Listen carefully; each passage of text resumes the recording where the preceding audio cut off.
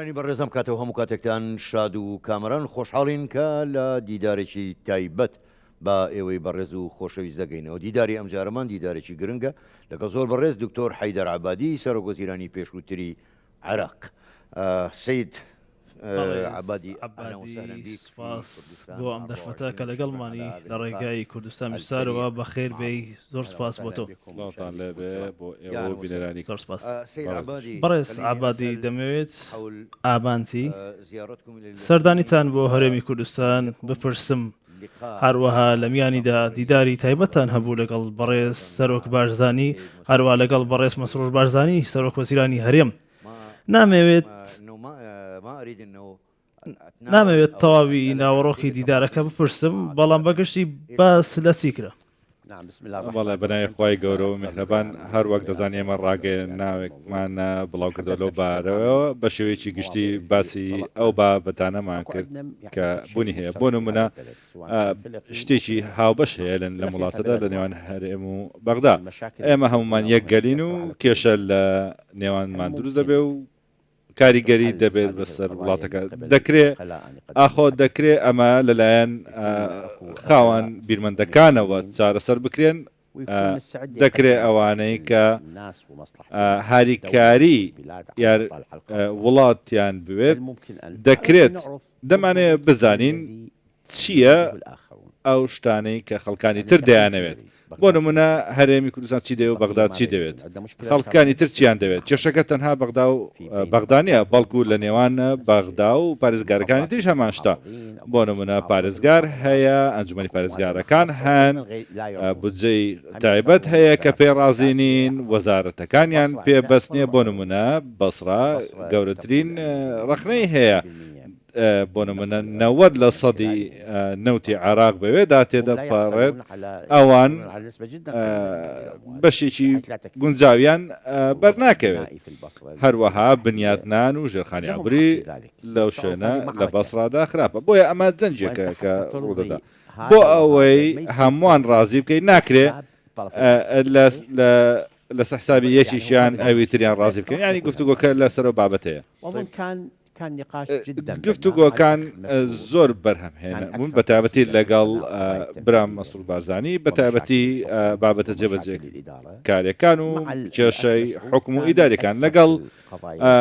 برام کاک مەسعودیش بابەتی تێگەیشتنی گشتیە لەبارەی کێشە استراتیژیەکانی وڵاتە نەوەکو وردەکان. بەڵێ بەڕێز عەبادی چۆن دەڕوان داهاتووی پەیوەندیەکانی هەرێم و بەغداد سەرڕای ئەم کێشانی کە ئێستا بوونی هەیە لە نێوان هەرێم و بەغداد، بە تایبەتی دوای هەڵبژاردننی داهاتوو ئەگەر ئەنجام بدرێت؟ بێگومان ئێستا هەنگاوێکی ئەرێنی هەیە، ئەویش ڕێکەوتنی نەوتە بەناردنەوەی بۆ ئەوەی موچەکان لەسەر ئەو بنەمایە بدرێت. ئەو کاتە خەڵکی کوردستان سوودمەند دەبێت. ئێمە هەمومان لە وڵاتێک دەژین و کاریگەریەوە بەسەریەکەوە هەیە. هاوڵاتیانی کوردستان هاوڵاتیانی عێراقی نابێت جاکاریان بەرامبەر بکرێت. بۆیە کە موچەی عێراقی دەدەم دەبێ هاوڵاتیانیش لە کوردستان بە عێراقی ببینم، چونکە ئەم هاوڵاتیە لەوە تێناگات. بۆچی من بە عێراقی دەزانیت و موچەی عێراقیەکانی تر دەدەیت و هی من نادێت؟ کێشەکە لەگەڵ هەرێمی کوردستان هەیە، کێشە لەگەڵ حزبێکی تر هەیە. هاوڵاتیان گوناحیان چییە؟ دەڵێن ئێمە سەر بەو پارتە نین، ئێمە کێشەمان نییە. ڕاستە حزبی و ناحزبی هەیە، بەڵام ئەمانە هاوڵاتین، نابێ وەکو ئەندامی حزبێک تەماشایان بکرد، وەکو دەوڵەت هەڵسوکەوتی لەگەڵ هاوڵاتیاندا وەکو هاوڵاتی بێت. ئەمە ڕاستیەکە. بۆیە ئێمەش هیچ بژاردەی شترمان نییە بێجگە لە دۆزینەوەی چارەسەر. هەندێک شتی تازەم بیست وەک گومرگەکان و هەرێمی کوردستان ئەو گومرگانە جێبەجێ دەکات کە بە گوێرەی ئیتیحادیە، یاسای ئیتیحادیە. هەروەها ئەمەش هەنگاوێکی زۆر باشە، پێویستی بەوەیە کە چاودێری لەسەرەوێ. وەکو دەزانن دەوڵەتی عێراق وەکو دەوڵەتێکی مرکزی دامەزراوە لە بنەڕەتدا. بۆیە ئەو شتانەیان ئەو لایەنانەی کە چاودێرن لە بەغدان لە 14 بۆ نمونە لە پارێزگاکان و لە هەرێمی کوردستان لایەنی چاودێریکار چاودێری ڕەسەن نەبوو دواتر پێک هات بۆیە دەکرێت ئەم لایەنە چاودێرانە لە هەرێمی کوردستان و لە پارێزگاکانی تر دەبێت ڕاستەقینە بن و چاودێری خەرجەکانی حکوومەت و سیاسەتەکانی حکوومەت بکەن لەناو ئەو ناوچانەدا ئەمە شێوازی ڕاستەقینێ دەبێ بێلایەن بێ بەتواناش بێت بۆ نمونە دەکرێت لە هەندێک لە ناکۆچەکانمان لە پارێزگاکاندا لایەنە چاودێریەکان دابەشی سەر لایەنە سیاسەکان دەکەن دکتۆر حیدەر پرسیارێکی دیکەم هەیە لەبارەی فیدراڵی بەڕێستان تێگەیشتن و بۆچنووی تایبەتان هەیە لەسەر پرسی فیدراڵی وەکو دەزانە عێراق وڵاتێکی ئیتحادی یان فیدراڵیە بەڵام بەداخەوە لە بەغدا یان ئەوانەی بەرپرسیارن لە بەغدا دان بە فیدراڵی نانێن یان مامەڵە بە فیدراڵی و دەستور ناکەن وەک ئەوەی لە دەستور داهاتووە یەکەم شت تاوەکو ئێستا عقڵیەتێکی ئیداری مرکزیمان هەیە ئەمەش لە وڵاتەکەدا بوونی هەیە هەر وەکو دەزانن لە سەرەتادا وەکو مرکزیت دامەزرەوە تاوەکو ئێستاش بەشێک لە عقلێت و شێوازی بیرکردنەوە کە مرکزیە لە هەمان کاتیشدا نەخێر عێراق ناتوانێت بە عقلەتی مرکزیت بەڕێوەبرێت چونکە ئەمە ڕێگایەکی شکست خواردووە چونکە ئەمە وڵاتانی جیهان ئەمیان بەجێهێشتوو نە سیاسەتی لا مرکزیت بەکاردێنن تەنانەت بۆ ئیدارەدانی پارێزگاکانیش تەنانەت زۆرێک لە وڵاتە پێشکەوتوەکانیش ئیتیحادیە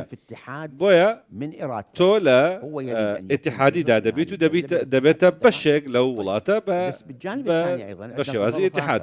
دەکرێت لایەنێش تریشمان هەیە کە ئەویش زیاتر لە ئیتیحادی وەرگە بۆ نمونە کۆنفیدراڵی هەیە یان جۆرێک لە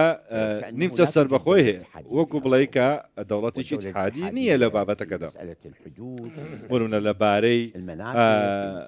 گومرگەکانەوە سنوورەکان لە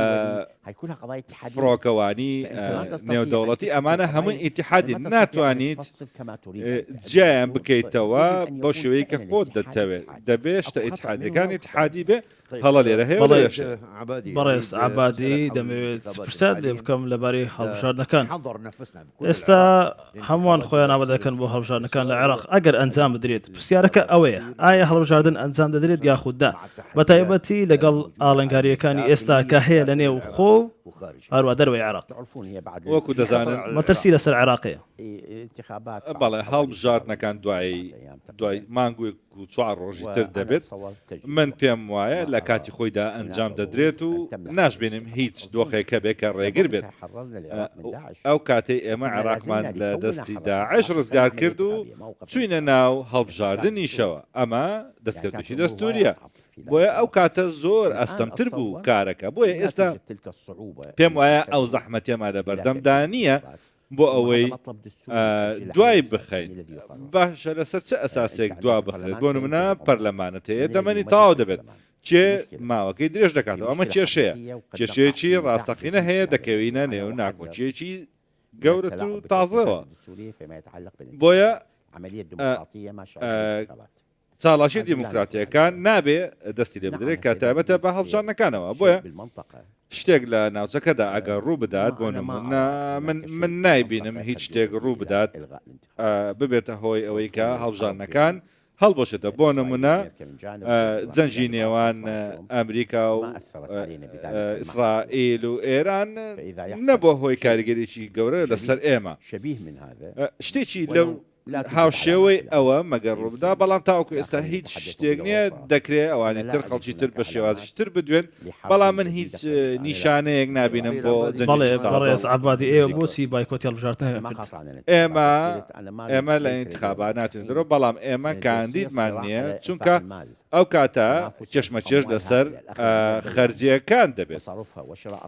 بۆ نمونە کڕینی دەنگ ئێمە نامانەوێت بەشێک بین لەوە ئێمە نەکشاوینێتەوە لە هەڵبژاردنەکان و نە لە پرۆسی دیموکراتیش تاوەکو ئێستش هاوپەیمانیمان هەیە هاوپەیمانەکەمان بوونی هەیە داوا لە لایەنگرانمان دەکەین کە ئەو کەسانە هەڵبژاردنریش بایکۆتی کردووە کاریگەری بەسەر هەڵبژاردن نابێت بەڵێ کاریگەری دەبێت ئەویش کەمی بەشداریکردنە لە دەنگداندا دوای هەڵبژاردن هەمان ئەم دەموچاوانە دەبینین کە حکومی عێراق دەکەن یان دەگۆڕێت بەڕاستی هەموو هەڵبژاردنێک من دێتەوە بیرم لە هەڵبژاردنەکانی ڕابردوودا هەموو پەرلەمان زۆری تێدا نامێنێتەوە ڕەنگە 20 لە سەد ئەوانەی کە دا پەرلەمان دەبێنەوە ئیتر دەگۆڕێن هەموو هەڵبژاردنێک هەروە بووە پێم وایە ئەمە ئێستاش هەروە دەبێت بەڵام کاتێک باسی سەرکردەکان دەکەیت ئەمە وەکو کللتورێک ئەمە مەسیرێکە ڕێگەیەکە پێم وایە ئەمەش ئەرێنیە نەوەک بە پێچەوانەوە چونکە ئێمە دەستا و دەستی دەسەڵاتێکی سرمی دەکەین و هەموو کاتێکش باز کۆبنەوەیان دەبێت و لادرانی کەسمان نییە بۆ نمونە کەسێک بێت و ئەوانتر هەمووی سەرکوت کا بۆیە دەستا و دەستێکی سرمی و ئەرێنی و ئاشتیانەیە بۆ ئەوەی ئەگەر هاتوو هەڵبژاردنەکان هەڵبژێرێتەوە چی بکرێ ئاخۆ دەبێت چەک هەڵبژرێ ئەمە وێرانکاری لێ دەکەوێتەوە ڕەنگە ڕازی نەبن لەسەر ئەدای پەرلەمان بەڵام هەڵبژاردەکەی تر وێرانکاریە ئەویش حکومێکی دیکتاتۆری تەواوە وەکو بەعسیەکان دەیان کرد و ئەم وڵاتەیان لەو پەڕی پێشکەوتنی ساڵانی 60ەوە گەیاندا لە ئەوەی کە لە ساڵی 2003 تەنانەت چەندین جار لە دوای وڵاتانی دراوسی خۆیەوە بووە دیکتاتۆریەت ئەمە دروست دەکات بێزگە لە کوشتنی خەڵکو و شکەتکردنی دانیشتوان. بەڕێز دکتۆر حەیدەر عەبادی سەرۆک وەزیرانی پێشتری حکوومەتی عێراق سوپاس بۆ ئەم دەرفەتە کە لەگەڵمان بووی لە کورسا 24 زۆر سوپاس دەکەم.